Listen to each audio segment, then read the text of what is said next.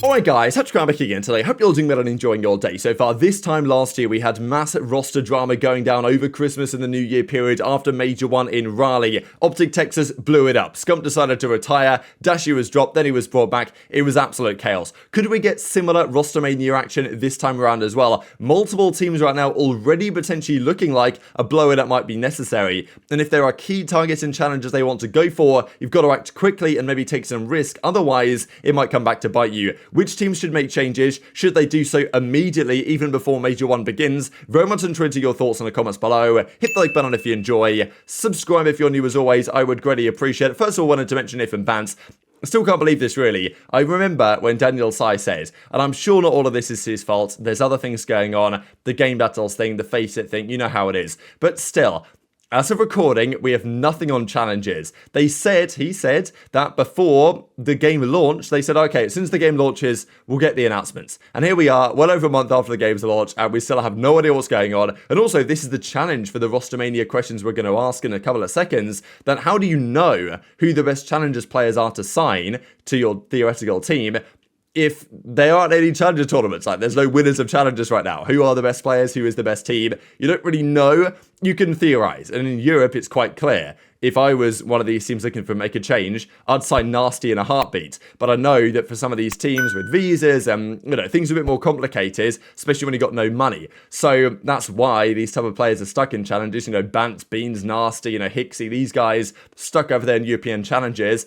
And it's a real shame, but I think that the teams we're going to mention in the coming minutes will go for NA players that they can get more easily, even though that might not necessarily be the best option. But I think on this point, for some of these rosters, any change might be a good idea, given that you've got to roll the dice if you actually want to try and improve. Because some of these teams, I think, are kind of chalked. There was some pretty funny action as well between Drazah and TJ, because, Drazah saying, oh, well, I leave LA, like the king of LA, and now the LAG guys are kings. Now, of course, they did kind of run LA Thieves when they were a thing as well. But to be fair, as Drazah says, look, 2 tournaments in the World Championship at LA versus 1 baby tournament. Let me know who's king, I suppose. So I guess pretty funny stuff. But yesterday was not pretty, of course. A quick 3-0, and Enable was getting toasted, as you might expect, after roasting this team. Diamondcon did a great job, of course. Whoever's running LAG management got to explain himself, and well, here you go. Thieves, Enable's organization, gets 3-0 body slammed, as we saw yesterday. These are some of the top performers so far.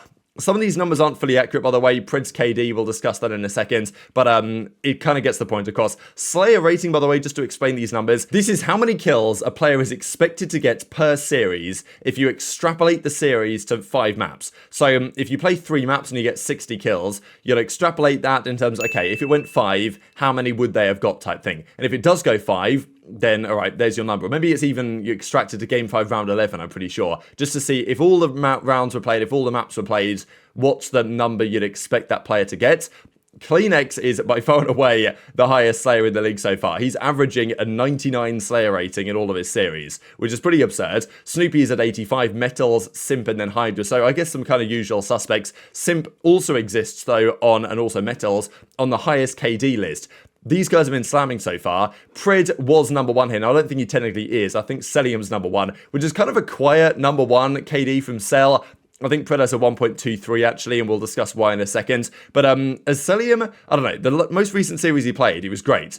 And outside of that, he's still been dropping good numbers. But I find it incredible that Cellium just is always there dropping these numbers to such an extent that you don't even think about it sometimes. And of course, there's no snaking anymore, and Cell's still cooking, which is no surprise at all. But I know some people did talk about it. So it turns out that the numbers, for whatever reason, I'm pretty sure that OpTic slammed Ravens so hard that it broke our website on Breaking Point, and there were some issues with it. So we were double counting, I think, the stats from that series, possibly. So as it turned out, printed a 1.23, and these are the overall numbers. I gotta say, we'll zoom into the top ones first, because, then we'll scroll down a little bit further, I suppose, to some of the worst performers. But Cell's at a 1.26, Simp's at roughly a 1.26, MettalZ at a 1.25, then Pred and Dashy, Lucky's up there as well, Skyz, HyDra. So it's kind of what you might expect, really, when you've got a couple of FaZe players. It's kind of interesting, though, but you've got 2 FaZe players here, 2 OpTic players here, 2 New York players here, 2 Ultra players here, and then those are 2 players from all of the top 4 teams. And then the 5th team is Heretics, who are looking good, and they might be a contender. But as I said earlier today, they haven't played the top opposition so far. Now, on the other side, though, it ain't looking so good. Sib is in here, and, you know, that's kind of interesting, but these are the worst KDs so far. Purge is at a 0.79, so is Accuracy. Vivid and Awakening are all on here as well, which is, you know, this is the thing from Awakening, and we're going to discuss this in a second here with Rokkr. The only team, by the way, not to have won a series so far is the Minnesota Rokkr right now. Of course, G2 Esports, I don't imagine they're so happy about that. 3 players, though, from the Ravens. No Gwyn, but GodRx, Rael, and Clay all here. Kind of annoying because I'm pretty sure I picked Purge and Accuracy for my worst team on the Fantasy on Breaking Point. Don't know if you guys got involved with that, but if you did, I picked Purge and Accuracy, but I had GodRx on my, like, actual team that was meant to be good. So maybe I should have gone the other way around there. Hook is here. Cammy is here as well, which is definitely interesting from Thieves, given all the talk about Cammy and a Cobble Cammy. Is it a good idea? We know how that's going so far, but yeah, these are some of the overall numbers. Some of these aren't pretty, but it's kind of what you might expect on the performances so far. And this is the questions that have therefore been raised. Of those teams we just saw, of those players we just saw, what changes might potentially be necessary over the next couple of weeks? Because I look at some of these teams, and I just see a team that if they stick as it is, they might make some progress and improve, but they surely already know it's a massive fight to qualify for champs. And this is the time of the season when you need to rock up some points. You know, you need to rack up points. You need to get those points on the board.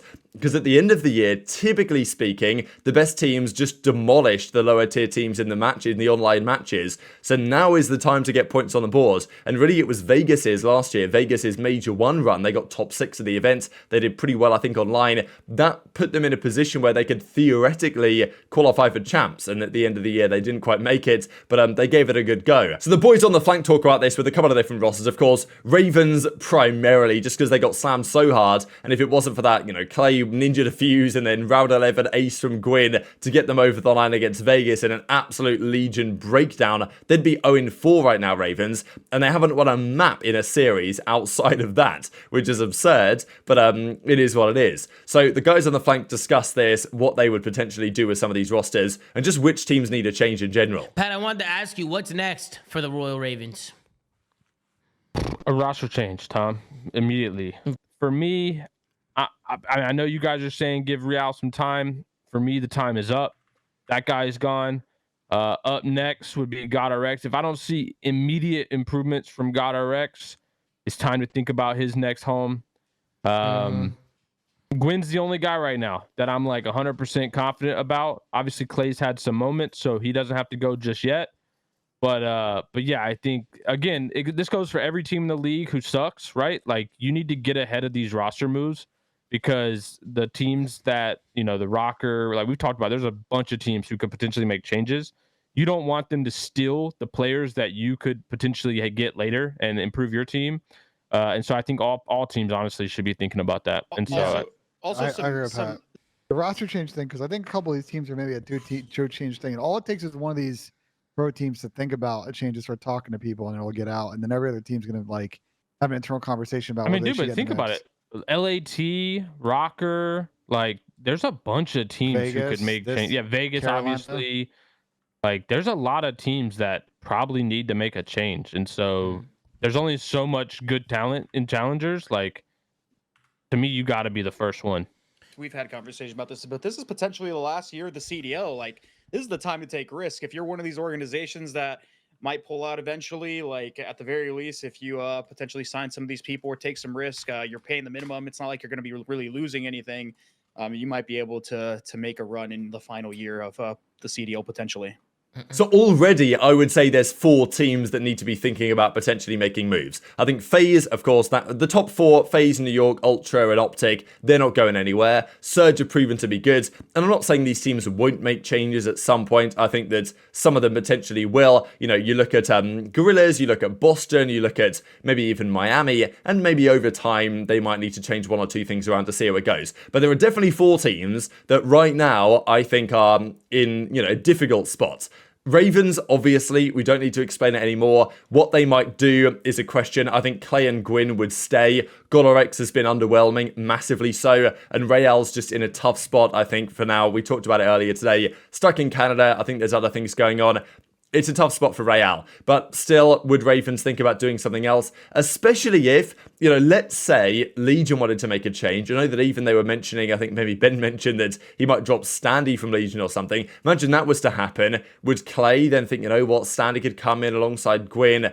And even, as weird as it would be, could you put Temp in for GodRx and basically form last year's Vegas, but with Gwyn there instead? I mean, maybe that kind of works. Like, I don't know. It's just, if you need someone alongside Clay to slay, and GodRx isn't doing it, you can rely on Donny Temp to do a job like that, And I think it's the same story with Rokkr. I know it'd be kind of weird to do, but it's this, Rokkr and Ravens are similar teams in some respects. They're both pretty bad at the moment, as far as I'm concerned. You both know what you're getting from the AR. Now, I think Clay's better than accuracy. He's going to do better numbers. He's going to drop more damage. But, still, you kind of know what you're getting from Clay and accuracy when you bring them into the teams. You have a pretty good SMG duo on paper. Linz and Vivid, I think, have done better on average than Gwyn and Real have, but I still see some upside there. And then on top of that, you've then got Awakening, who's meant to be, a primary AR slayer, dropping a 1.2. But that's not happening right now, and that's not happening with GodRx either. You can talk about the reasons for it all day, but it's not looking so good. Legion, though, as well, I mean, they're in a completely tricky spot.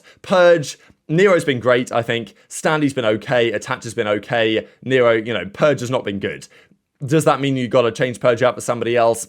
It's tough, right? Because these guys recently won Challenger champs. Do you want to drop them 2 weeks into the game? Maybe not, but as Parasite says, if there's a time to take a risk, I think now's the time. If you stick with this team, Legion, how much progress are you realistically going to make? I think it massively depends on the internal team environment. If they feel like they can actually improve and the chemistry is still okay, then sure, stick with it. But this is my concern about Ravens and Thieves especially, is that I don't know if the Ravens situation, especially like when things start to go wrong internally with Clay on the team and stuff, I just don't know if those like wounds are necessarily going to heal so much. And maybe it's fine, but I'm not so sure. And Thieves as well. I talked about it before the season. The fact that Ghosty is there and potential friction with Cammy or whatever just makes me think that if things are already going kind of downhill for Thieves, they've had a rough start. Yes, they beat Boston, but apart from that, they've lost every single series they've played. Shane has been talking about that they've been complaining in practice.